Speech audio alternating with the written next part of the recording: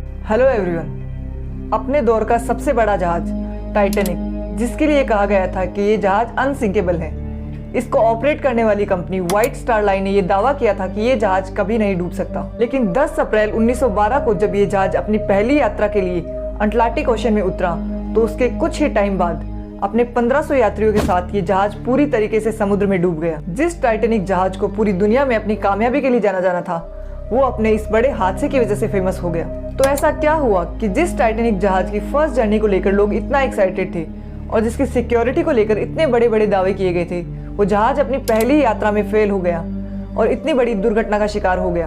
क्या इस जहाज के मैन्युफैक्चरिंग में कोई कमी थी, या इसको ऑपरेट करने वाली कंपनी ने कोई गलती की थी, या फिर ये क्रू मेंबर्स की लापरवाही का नतीजा था?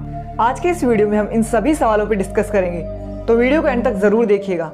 और वीडियो में आगे बढ़ने से पहले अगर आपने हमारे YouTube चैनल को अभी तक सब्सक्राइब नहीं किया है तो प्लीज सब्सक्राइब करें, ताकि हमारे आगे आने वाले वीडियोस की अपडेट भी आपको मिलती रहे। 10 अप्रैल 1912 को टाइटैनिक ब्रिटेन के साउथहैम्पटन से न्यूयॉर्क की यात्रा के लिए रवाना होता है। ये जहाज बहुत ही शानदार था। इसकी विशालता और भव्यता के बारे में लोगों ने इतना सुन रखा था कि जितना एक्साइटेड इसमें यात्रा करने वाले लोग थे, उतना ही एक्साइटेड और भी लोग थे। कहा जाता है कि ये जहाज जब अपनी पहली यात्रा के लिए रवाना हुआ तो इसे देखने के लिए लगभग 1 लाख लोग इकट्ठा हुए थे। टाइटैनिक एक ब्रिटिश पैसेंजर शिप था जिसे बनाने में लगभग 26 महीने लगे थे। 31 मार्च 1909 को नॉर्थ आइलैंड के बेलफास्ट में लगभग 3000 लोगों की टीम ने मिलकर इसे बनाया था। ये जहाज उस समय दुनिया का सबसे बड़ा जहाज था, जिसकी लंबाई 269 मीटर और ऊंचाई लगभग 53 मीटर थी। आज से 114 साल पहले भी उस जहाज को बनाने में लगभग $7.5 मिलियन की कॉस्ट आई थी। जितना लग्जरियस ये जहाज बाहर से दिखता था, उतना ही लग्जरियस अंदर से भी था।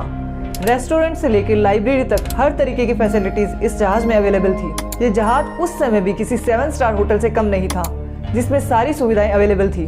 लेकिन उस समय तक किसी को भी ये अंदाजा नहीं था, ना ही तो उस जहाज में सवार लोगों को, जिनमें बड़े बड़े एक्टर्स और बिजनेसमैन शामिल थे, और ना ही उस जहाज के कैप्टन एडवर्ड स्मिथ को, कि ये लोग इतनी बड़ी दुर्घटना का शिकार होने वाले हैं। टाइटैनिक की यात्रा शुरू होने के 2 दिन बाद ही इसे आइस वार्निंग्स मिलनी स्टार्ट हो गई कि इसके रास्ते में बड़े बड़े बर्फ के पहाड़ हैं।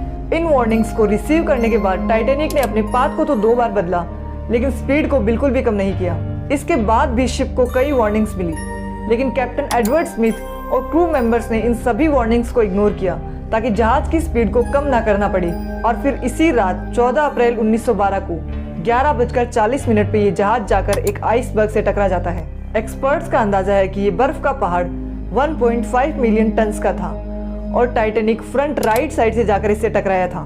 जहाज के कैप्टन और क्रू मेंबर्स के द्वारा जब चेक किया गया तो पता चला कि ये जहाज इतना डैमेज हो चुका है कि कुछ ही समय में ये जहाज अब डूबने वाला है। जी हाँ, टाइटैनिक जहाज, जिसे अनसिंकेबल यानी कभी न डूबने वाला कहा गया था, वो जहाज अब कुछ ही समय में डूबने वाला था। दरअसल इस जहाज में 2 ऐसे स्पेसिफिक फीचर्स थे जिसकी वजह से इसे अनसिंकेबल कहा गया था। पहला था इस जहाज का डबल बॉटम हल। हल जहाज की मेन बॉडी को कहा जाता है और टाइटैनिक में हल की 2 लेयर लगी थी। दूसरा था इस जहाज के हल यानी मेन बॉडी का 16 अलग अलग वाटर कंपार्टमेंट में डिवाइड होना। इन 16 में से अगर 4 वाटर कंपार्टमेंट भी पानी से भर जाते हैं तो भी ये जहाज नहीं डूबेगा।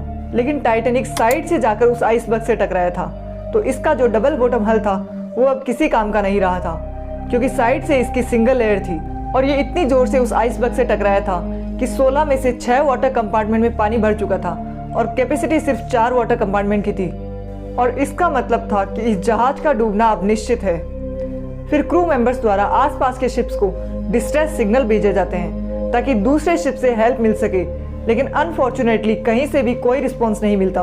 लेकिन अचानक RMS कार्पेथिया नाम के जहाज को ये सिग्नल्स मिलते हैं, जो टाइटैनिक से 107 किलोमीटर दूर था।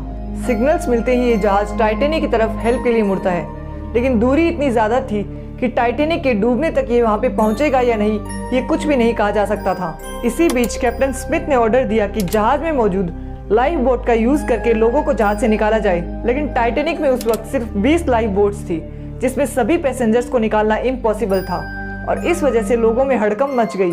कुछ लोगों को लाइफ बोट्स की हेल्प से यहाँ से निकाला भी गया और फिर धीरे धीरे ये जहाज पानी में डूबने लगा और कुछ ही मिनटों में पूरा जहाज 2 टुकड़ों में टूट गया और फिर कुछ ही घंटों में ये पूरा जहाज जलमग्न हो गया और उसमें बैठे सभी लोग मौत की घाट उतर गए। 2:30 बजे के आसपास टाइटैनिक जहाज डूबा था और RMS कार्पेथिया, जो जहाज इसकी हेल्प करने के लिए आ रहा था, वो यहाँ पर लगभग 3:30 बजे पहुंचा। इस डिजास्टर के बाद कई इन्वेस्टिगेशन कराएगी जिसमें टाइटैनिक के डूबने के अलग अलग रीजन सामने आए। ऐसा बताया गया कि इस जहाज की सेफ्टी को लेकर कंपनी इतनी ओवर कॉन्फिडेंट थी कि इस जहाज में सफिशिएंट लाइफ बोट्स तक नहीं रखी गई थी। दूसरा बताया जाता है कि शिप के स्टीयरिंग व्हील पे मौजूद स्टीयर्समैन रॉबर्ट हिचेंस को जब आइसबर्ग्स को लेकर इंस्ट्रक्शंस मिले कि जहाज को लेफ्ट साइड में मोड़ दिया जाए, तो उस समय अफरा तफरी में रॉबर्ट हिचेंस ने लेफ्ट की जगह जहाज को राइट साइड में मोड़ दिया और जब तक उसे पूरी बात समझ आती बहुत देर हो चुकी थी और टाइटैनिक आइसबर्ग से जाकर टकरा चुका था। एक बात ये भी कही जाती है कि टाइटैनिक ने जब हेल्प के लिए डिस्ट्रेस सिग्नल भेजे थे, उस वक्त टाइटैनिक से कुछ ही दूरी पर एक कैलिफोर्नियन जहाज मौजूद था, लेकिन ये जहाज रात की वजह से रुका हुआ था और इसके रेडियो सिग्नल्स ऑफ थे और इस वजह से इससे कोई कांटेक्ट नहीं हो पाया था।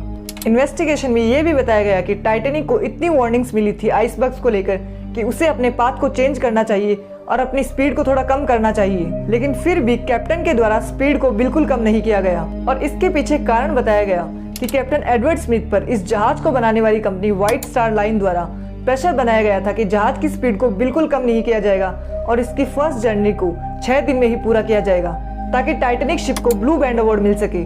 ब्लू बैंड अवार्ड उस जहाज को दिया जाता था जो अटलांटिक ओशन को सबसे तेजी से पार करता था और टाइटैनिक को इस सम्मान का सबसे जोरदार दावेदार माना जा रहा था। तो ये कुछ मेन रीजंस टाइटैनिक शिप के डूबने के बताए जाते हैं। इसके बाद शिप इंडस्ट्री में कई रूल रेगुलेशंस बनाए गए ताकि ऐसी गलतियों की वजह से फ्यूचर में कोई दुर्घटना ना हो। तो ये थी टाइटैनिक क्रैश की पूरी इन्फॉर्मेशन। अगर आपको जानकारी अच्छी लगी तो वीडियो को लाइक करें और शेयर करें और ऐसे ही और इंटरेस्टिंग वीडियोस देखने के लिए हमारे यूट्यूब चैनल को सब्सक्राइब करें। तो मिलते हैं नेक्स्ट वीडियो में, तब तक के लिए बाय बाय।